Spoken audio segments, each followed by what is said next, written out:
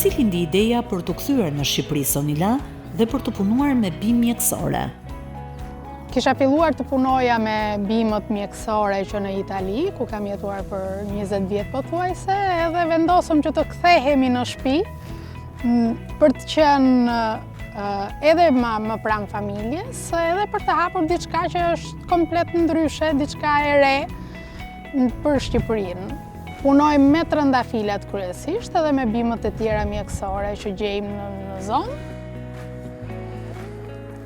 Me çfarë llojesh trëndafilash dhe vajrash esencial punoni sot?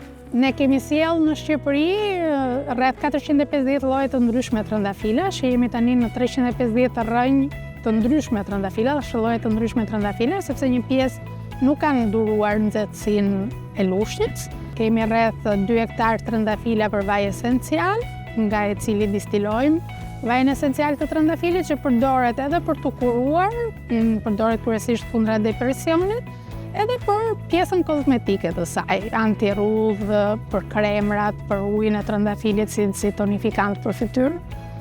Pjesa tjetër që bëjmë me trëndafilin është një distilim tjetër që bëhet me një fermentim të trëndafilit që përdoret kryesisht për pjesën e kurimit të femrave, në përgjithësi për premenopauzën, menopauzën. Si ndikon kjo praktikë organike dhe natyrale në mjedis? Ne nuk përdorim asnjë lloj kimikati në tokat tonë. Kjo sjell një ambient më të pastër për insektet e dobishme, që mbajnë pastër ambientin, që mbajnë pastër trëndafilin.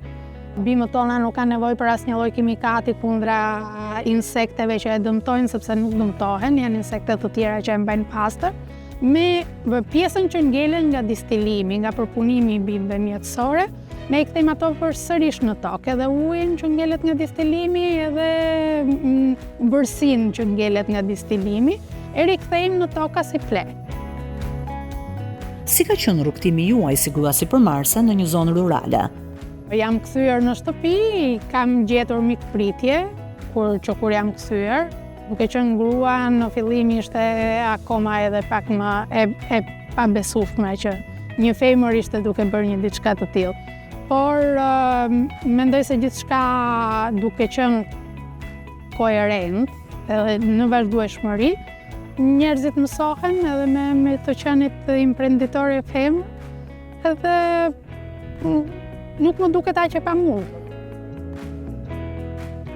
Si e shihni mbështetjen institucionale për gratë që zhvillojnë praktika të gjelbra? Unë mendoj se pjesa kryesore e organeve vendore dhe shtetërore i referohet shumë botës mashkullore, kur punën kryesore këtu e bëjnë gratë. Gjithmonë në përfusha apo në përserat i sheh gratë që janë duke punuar. Edhe pse jo të mos mbështeten ato direkt, sepse gjëja e parë është të marrësh iniciativën për të filluar, pastaj gjërat e tjera vijnë dal nga dal. Çfarë mesazhi keni për vajzat dhe gratë që duan të ndjekin këtë rrugë? Unë mendoj se natyra është femë, kështu që ku ka më mirë se një femër që ta njohë dhe ta mbrojë në radhë të parë, sepse kjo është gjëja e parë që ne bëjmë. I japim mundësinë natyrës, të na japi ajo mundësinë neve që të kuptojmë edhe të kurohemi me të. Femrat këta e bëjnë shumë mirë sepse janë lindin për të qenë pjesë e kësaj natyre. Ajo që do t'i thosha është që të mos ngurojnë edhe të kërkojnë diçka për më shumë, edhe ta hedhin hapin e parë për të bërë diçka më shumë.